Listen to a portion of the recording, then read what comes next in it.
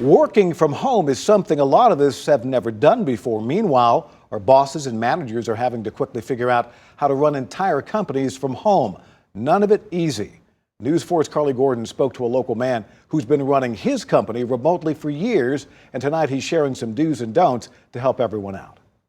The name of the company is Galactic Advisors. The guy in charge lives right here in Middle Tennessee. He has more than 40 employees. None of them report to an office. And he says there are a few tricks to getting work done and keeping employees happy and sane.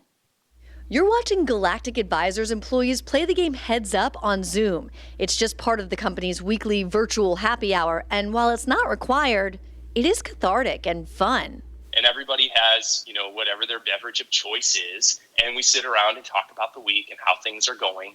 Bruce McCulley has dozens of employees who have been working remotely for more than a decade. And every time they hire someone new, he has everyone reach out to that employee on their first day, virtually, of course. It's important to be intentional about connecting with people. Then there's workflow. Instead of long-term goals, McCulley suggests setting goals for the short term. We find that when you break it down and you move to smaller weekly goals, like weekly, we call them sprints, and get a bunch of things taken care of in that little sprint, and then celebrate at the end of the week that they all got done, it creates much more connected culture. He says know the difference between when to send an email, an instant message, a text, when to call, and when to FaceTime.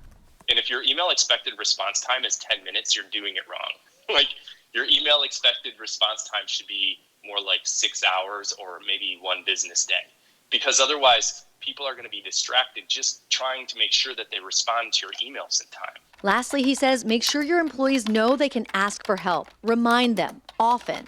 And if you don't make it really clear with them, if you don't tell them, hey, it's okay to ask for help, and here's who you ask and when you might ask, people will be a lot more disconnected. For more tips on how to work or run a business remotely, you can contact McCulley at Galactic Advisors. We'll have the link you need posted on the News 4 app. Reporting in Nashville, I'm Carley Gordon, News 4.